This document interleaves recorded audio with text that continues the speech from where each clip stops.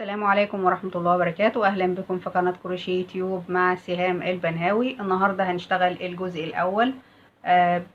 هنعمل جاكيت زي ما احنا شايفين. هو مجسم، جاكيت مجسم زي ما احنا شايفين كده، مفتوح من الأمام في زراير. الجاكيت اللي احنا هنعمله النهاردة هو المقاس ميديوم، والمقاسات سهلة جدا. احنا بناخد دوران الجناب، بنشتغل الأول على دوران الجناب، وبعد كده بنرتفع بالأدوار وبنطلع تناقص علشان نوصل للوسط، وبعد كده بنطلع تزايد زي ما احنا شايفين. بنشتغل تزايد علشان نوصل لدوران الصدر، وبعد كده بنعمل حردة الإبط وحردة الرقبة زي ما احنا شايفين كده. الجزء التاني إن شاء الله هنشتغل عمل الأكمام ونقفل مع بعض الجاكيت. الأدوات اللي احنا استخدمناها: استخدمنا خيط إليزا ديفا بلس، معاه إبرة رقم 3.5 زي ما احنا شايفين كده، إبرة 3.5. واستخدمنا الماركر لأنه مهم جدا معانا في شغلنا. زي ما احنا شايفين كده احنا بنعلم سطور التزايد وسطور التناقص. وكمان هنستخدم المازورة، مهمة جدا للمقاسات. واللي اول مره تشوف اعمالي ما تنسيش تدوسي على الزر الاحمر اللي تحت الفيديو وتدوسي على الجرس عشان يوصلك كل جديد، ونتابع مع بعض الخطوات. زي ما احنا شايفين كده ده الجزء الامامي. احنا هنشتغل قطعه زيها بالظبط.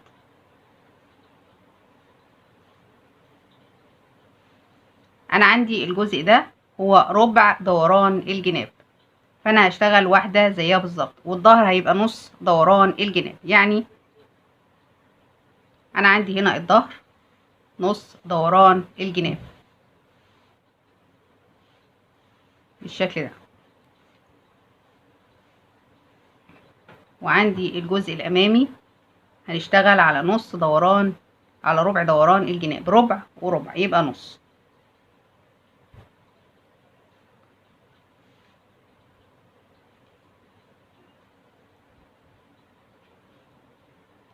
فاحنا هنشتغل قطعة زي دي بالظبط بنفس الخطوات بنفس الغرز.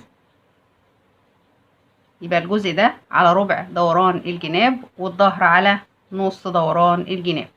دي البداية هنشتغلها من تحت لفوق بالشكل ده.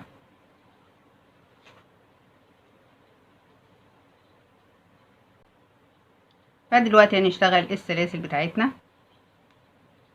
للجزء الامامي، النص الامامي: 1 2 3 4 5 6 7 8 9، عدد فردي من السلاسل.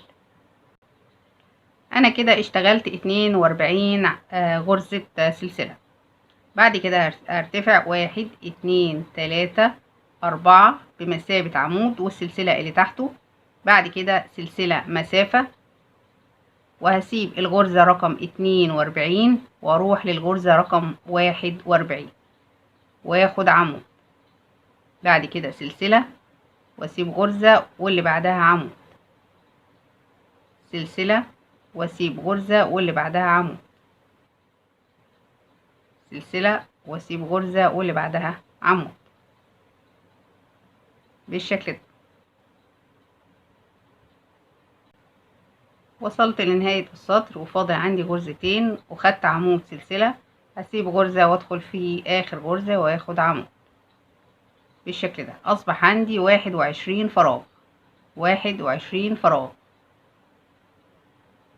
بعد كده 1 2 3 بمثابة عمود وادخل اخد عمود في الفراغ، بعد كده سلسلة والفراغ اللي بعده عمود، سلسلة الفراغ اللي بعده عمود بالشكل ده. وصلت لنهاية السطر زي ما احنا شايفين واشتغلت عمود سلسلة. بعد كده في الفراغ هياخد عمود، وفي تالت سلسلة هشتغل عمود بالشكل ده. السطر اللي بعد كده 1 2 3 بمثابة عمود وسلسلة مسافة والف الشغل واخد عمود في الفراغ بعد كده سلسلة عمود في الفراغ، سلسلة عمود في الفراغ بالشكل ده.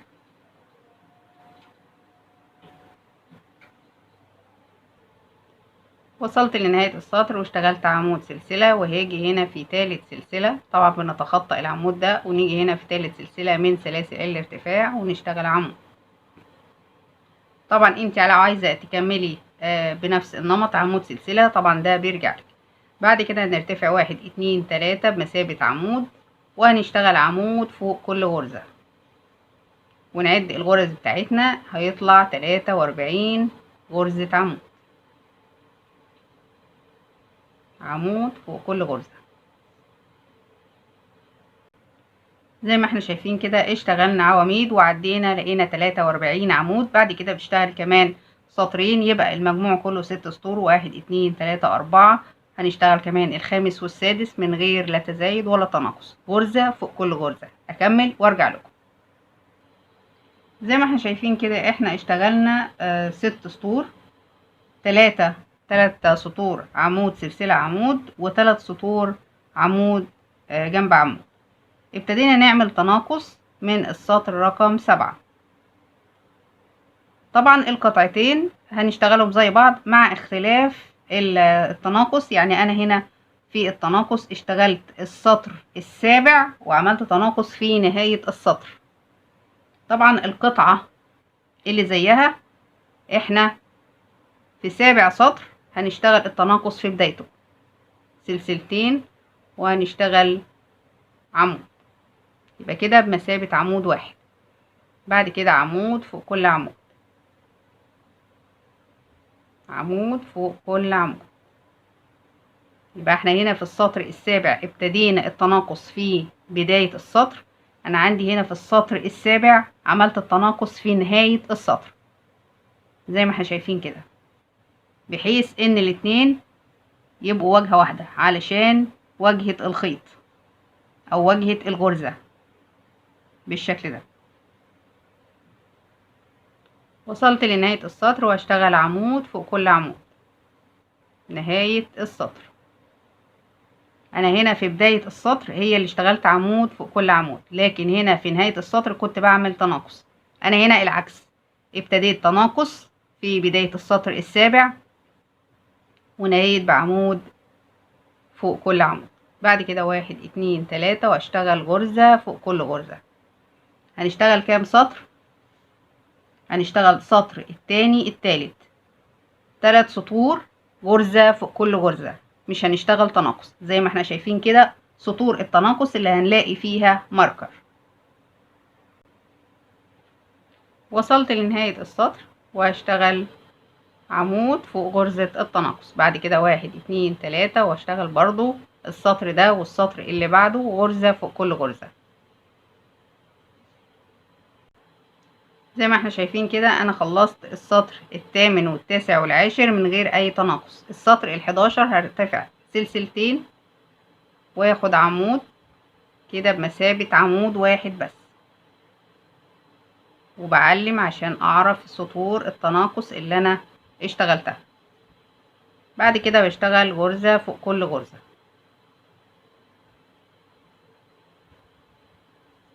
بالشكل ده. انا هنا ابتديت السطر ال11 ابتديت تناقص، انا عندي هنا السطر ال11 في نهايته عملت تناقص، فالقطعتين عكس بعض في عملية التناقص. يعني ده في نهايته الجزء ده او القطعة دي في بدايتها، وزي ما قلتلك عشان واجهة الغرزة، واجهة الغرزة نفسها. وصلت لنهاية السطر عند التناقص وهشتغل عمود واحد بالشكل ده. يبقى احنا كده اشتغلنا السطر السابع والسطر ال11 زي ما احنا شايفين كده تناقص. هنشتغل بنفس النمط باقي السطور، بس طبعا في سطور هنشتغلها في نهايتها.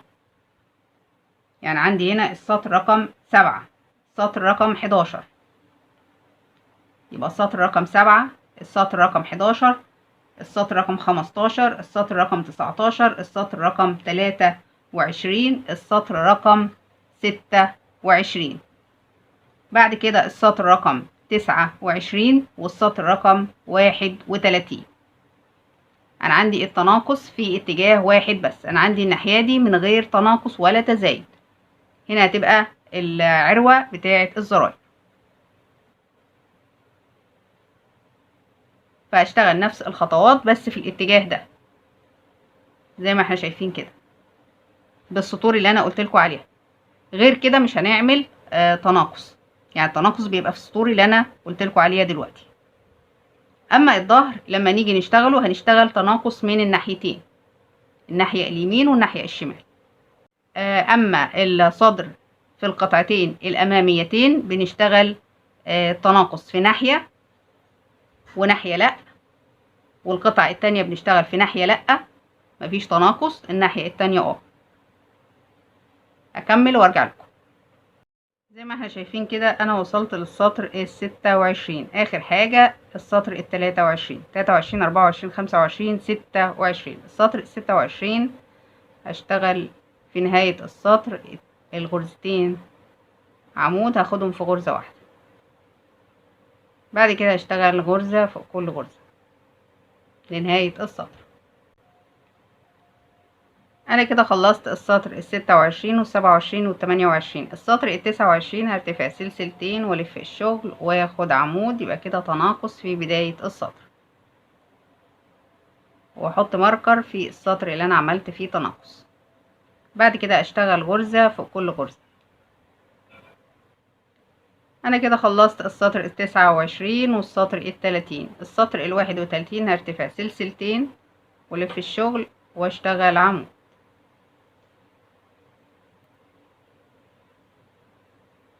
واحط ماركر في سطر التناقص، وبرضو اشتغل غرزة فوق كل غرزة لنهاية السطر.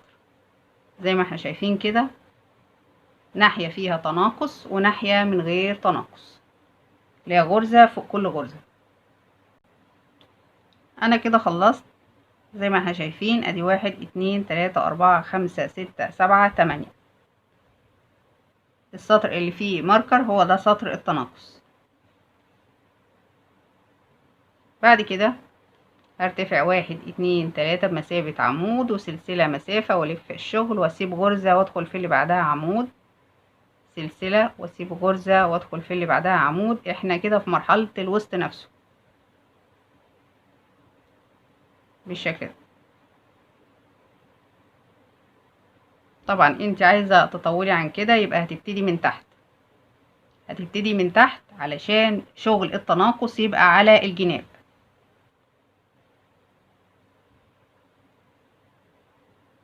بالشكل ده. كده اصبح عندي 17 فراغ. السطر اللي بعد كده 1 2 3 واشتغل عمود في الفراغ، بعد كده سلسلة عمود في الفراغ زي الثلاث ادوار اللي في بداية الشغل، نفس الخطوات اللي في بداية الشغل.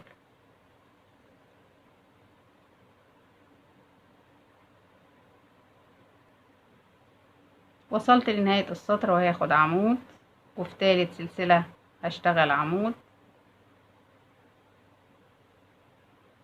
بعد كده 1 2 3 4 عمود وسلسلة مسافة، بعد كده عمود في الفراغ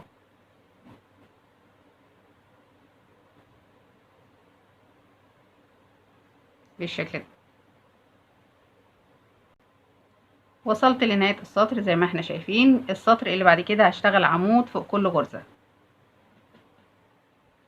انا كده خلصت سطر العواميد. هكرر الثلاث سطور اللي احنا اشتغلناهم قبل سطر العواميد. زي ما احنا شايفين كده احنا كده خلصنا السطور اللي على الوسط. السطر اللي بعد كده في نفس الاتجاه في التناقص هنشتغل التزايد. هنرتفع 1 2 3 مثابة عمود، وهنشتغل عمود في نفس المكان كده تزايد، بعد كده عمود فوق كل غرزة، عمود فوق كل غرزة. يبقى بنعمل التزايد في الاتجاه اللي فيه التناقص. وبرضو بنحط ماركر في السطر اللي فيه تزايد.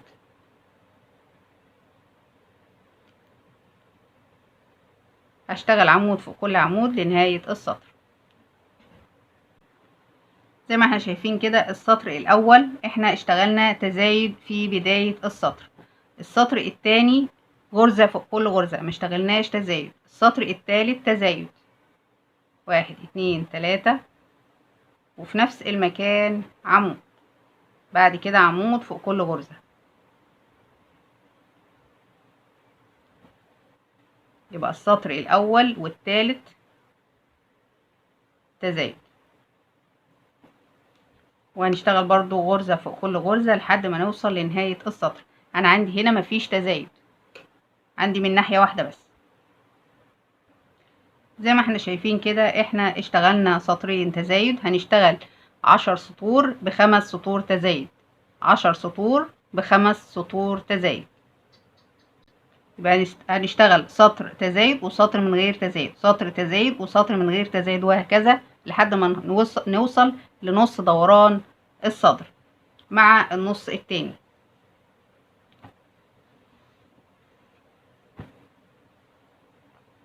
بالشكل ده.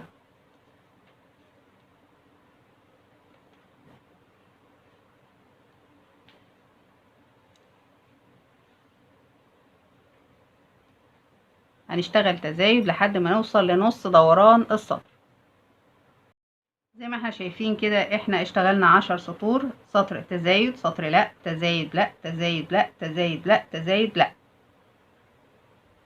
بعد كده هنبتدي نعمل حردة الإبط زي ما احنا شايفين كده. بعد ما اشتغلنا التزايد ابتدينا ان احنا نعمل تناقص عشان نرسم حردة الإبط. هنلف الشغل وهنشتغل منزلقة، التانية، التالتة، بعد كده غرزة حشو، بعد كده نص عمود، بعد كده نشتغل عمود، عمود فوق كل عمود بالشكل ده.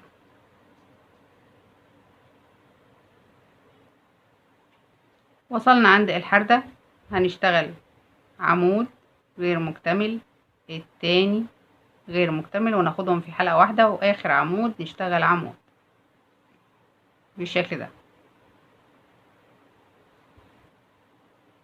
زي ما احنا شايفين كده. بعد كده 1 2 3 ونلف الشغل، هناخد تاني عمود مع تالت عمود تناقص، بعد كده عمود فوق كل عمود لنهاية السطر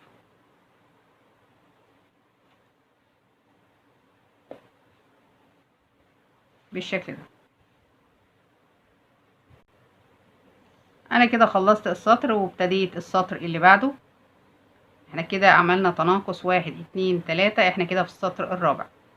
هنشتغل عمودين تناقص واخر عمود في تالت سلسلة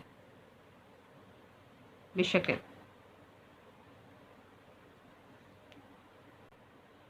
انا كده اشتغلت 4 تناقص، هشتغل كمان سطرين وارجع لكم. انا كده اشتغلت 6 سطور، 1 2 3 4 5 6 في حردة الإبط. بعد كده هرتفع 1 2 3 ولف الشغل واشتغل غرزة فوق كل غرزة، غرزة فوق كل غرزة زي ما احنا شايفين كده. احنا بعد ما خلصنا ال6 سطور التناقص اشتغلنا 7 سطور غرزة فوق كل غرزة. بعد كده هنبتدي نعمل حردة الرقبة. هنلف الشغل وهنشتغل منزلقة بمنزلقة، تالتة، الرابعة، بعد كده غرزة حشو، كمان غرزة حشو، بعد كده نص عمود، كمان نص عمود، بعد كده هنشتغل عمود فوق كل عمود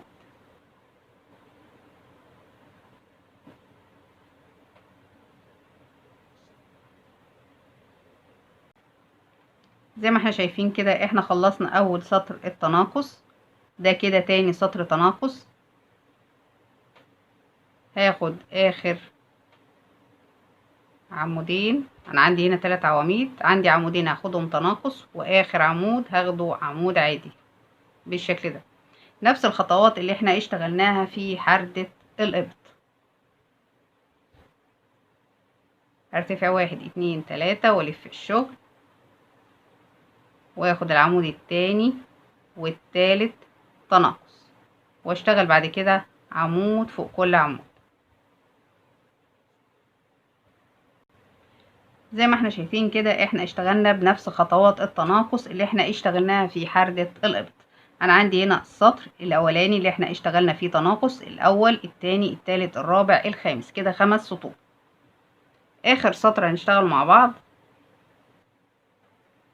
هنسيب اول غرزة عمود وندخل في اللي بعدها وناخد منزلق كده 1 2 3 4 5 6. بعد كده غرزة حشو التانية، بعد كده نص عمود، كمان نص عمود، بعد كده عمود 1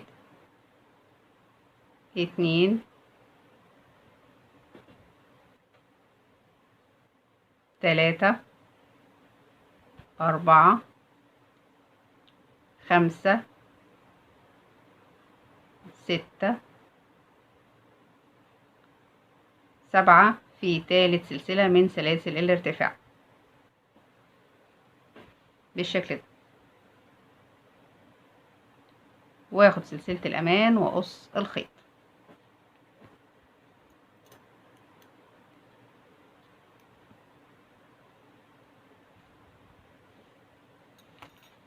بنشتغل نفس الخطوات في الناحية التانية بس بالعكس.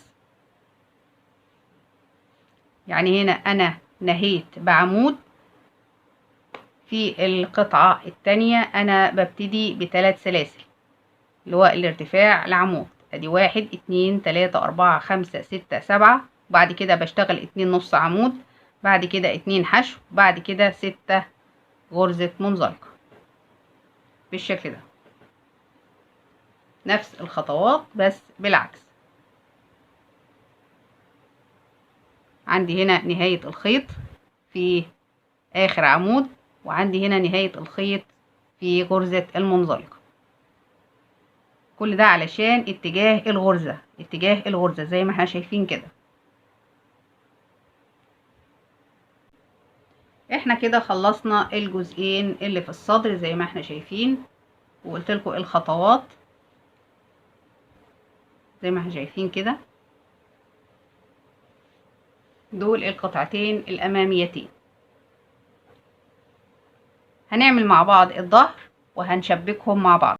نيجي بقى للظهر زي ما احنا شايفين كده، احنا اشتغلنا 87 عمود. ابتدينا تناقص من الدور 1 2 3 4 5 6 7، من السطر السابع ابتدينا نعمل تناقص. نفس خطوات الصدر بالظبط، بس مع اختلاف بسيط ان احنا بنعمل تناقص من الناحيتين. احنا عندنا القطعة اللي في الصدر كنا بنشتغل تناقص من ناحية واحدة، وعندي هنا واحدة ناحية من غير اي تناقص ولا تزايد. فنلاحظ هنا برضو نفس عدد السطور 1 2 3 4 5 6 7 8، وعندي هنا برضو في الظهر 1 2 3 4 5 6 7 8 عدد سطور التناقص. وزي ما قلت لكم هو ايه الاختلاف، ان انا بشتغل من الناحيتين، تناقص من الناحيتين، اما الصدر بنشتغل من ناحية واحدة علشان في ناحية اللي هي فتحة الزراير. نيجي هنا بقى عند السطور اللي هي عمود سلسلة، نفس برضو عدد السطور، عملت 3 سطور عمود سلسلة عمود، وبعد كده سطر عواميد، بعد كده عملت 3 سطور عمود سلسلة عمود، وعملت سطور التزايد برضو نفس الخطوات. نفس الخطوات زي ما احنا شايفين كده. برضو هنا عندي في التزايد في الظهر بنعمله من ناحيتين زي ما احنا شايفين كده، نفس سطور التزايد. انا عندي هنا سطر، التاني، التالت، الرابع، الخامس. انا عملت 10 سطور ب5 سطور تزايد. وقلتلك برضو نفس الخطوات اللي احنا عملناها في الصدر في التزايد هي اللي هنعملها في الظهر. هنيجي بعد كده في التناقص.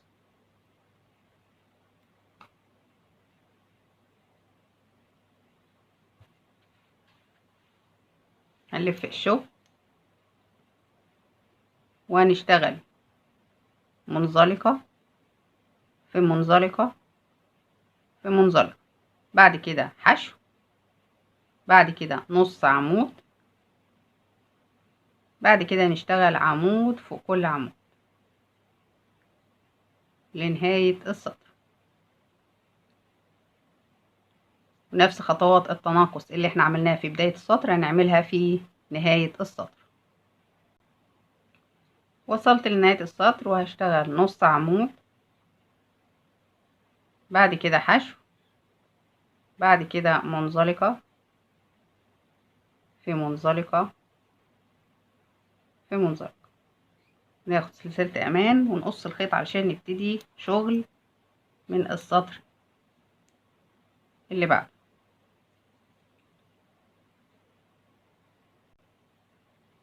هنيجي هنا من فوق العمود ونشبك الخيط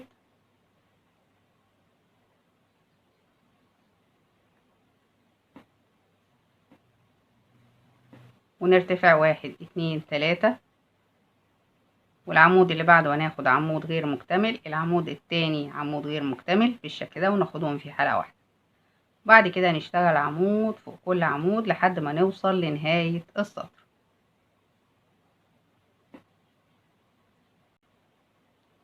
وصلت لاخر السطر، عندي هنا 1 2 3 3 عواميد. هاخد تناقص 1 2 في عمودين بالشكل ده، واخد عمود في اخر عمود وارتفع 1 2 3 واكرر نفس الشغل اللي احنا اشتغلناه في الصدر في حردة الابط. هنشتغل برضو عدد السطور. احنا اشتغلنا هنا 5 سطور تناقص، 6 سطور تناقص كده، 1 2 3 4 5 6. اشتغلنا 6 سطور تناقص، نفس الكلام هنشتغل نفس العدد. زي ما احنا شايفين كده انا خلصت ال6 سطور تناقص عند حردة الابط، 1 2 3 4 5 6. زي ما احنا شايفين كده نفس عدد السطور. طبعا لو انت عندك حاجة فستان او جاكيت ممكن تقيسي عليه التناقص او تمشي على تناقص الجاكيت نفسه او البلوزة نفسها. بس اهم حاجة يبقى الجاكيت او البلوزة او الموديل اللي انت هتقيسي عليه يبقى مظبوط عليكي، لا واسع ولا ضيق. بعد كده هنرتفع 1 2 3 ونشتغل عمود فوق كل عمود، غرزة فوق كل غرزة. زي ما احنا شايفين كده احنا بعد سطور التناقص اشتغلنا 12 سطر من غير تناقص، 1 2 3 4 5 6 7 8 9 10 11 12. دلوقتي هنعمل مع بعض اخر سطر اللي هو الجزء البارز ده. هنلف الشغل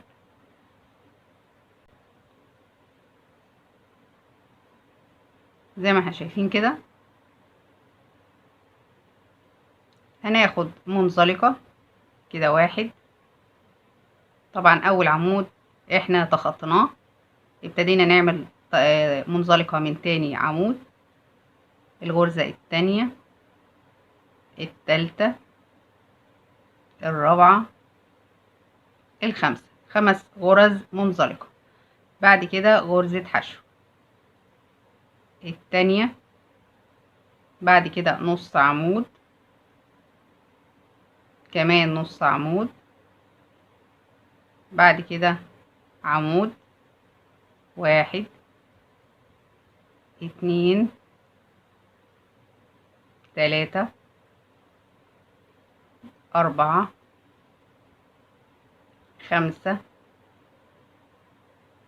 6 7 غرز عمود. بعد كده نص عمود، بعد كده حشو، كمان حشو، بعد كده غرزة منزلقة، واخد سلسلة الأمان وقص الخيط.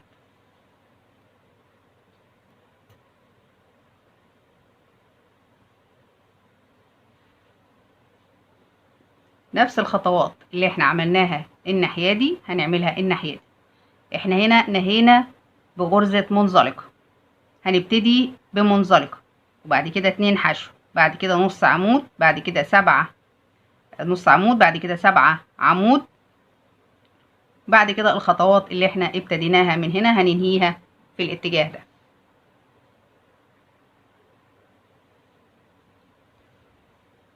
يبقى احنا ابتدينا من هنا اللي هما ال5 منزلقة، وبعد كده 2 حشو، بعد كده 2 نص عمود.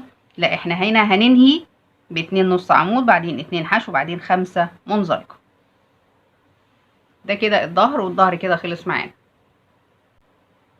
ده كده شكل الظهر زي ما احنا شايفين.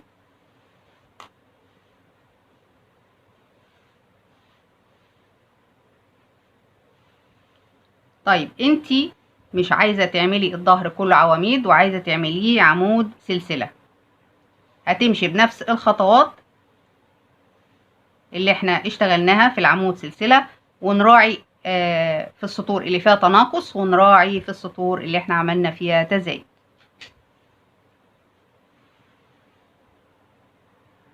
زي ما احنا شايفين كده احنا جمعنا الاجزاء ببعض، الظهر والقطعتين الاماميتين بالشكل ده. عندي هنا فتحة الرقبة، وعندي كده فتحة الإبط. عندي طول حردة الإبط 20 سنتي، وعندي هنا نص دوران الصدر 48 سنتي. 48 سنتي. طبعا نص دوران الصدر انت اللي بتتحكمي فيه على حسب التزايد اللي انت هتشتغليه. عندي هنا طول الموديل 72 سنتي. طبعا الطول في ايديكي. عندي هنا نص دوران الوسط من 41 ل 42 سنتي. نص دوران الوسط. بعد كده هنشتغل خياطة غرزة قصاد غرزة. هنعد الغرز كده، المنزلقة قدام المنزلقة، والحشو قدام الحشو، والعمود قصاد العمود، غرزة قصاد غرزة بالشكل ده. نفس الكلام الناحية التانية، هنشتغل برضو خياطة غرزة قصاد غرزة، غرزة قصاد غرزة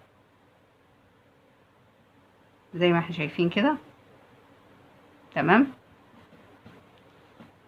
هنيجي هنا برضو هنخيط من عند الجنب تحت الإبط كده، برضو غرزة قصاد غرزة، غرزة قصاد غرزة. نفس الكلام الجزء اللي تحت، سطر قصاد سطر كده خياطة، بحيث ان السطور تبقى قصاد بعض. وهنخيط برضو غرزة قصاد غرزة لنهاية السطر. بعد ما تقفلي الجاكيت زي ما وريتك، هقابلك في الجزء التاني عشان نعمل مع بعض الأكمام ونقفل باقي الجاكيت. واللي أول مرة تشوف أعمالي ما تنسيش تدوسي على الزر الأحمر اللي تحت الفيديو، وتدوسي على الجرس عشان يوصلك كل جديد. وأي استفسار نكتبه في التعليقات وأنا إن شاء الله هرد عليكم. أشوفكم على خير. مع السلامة.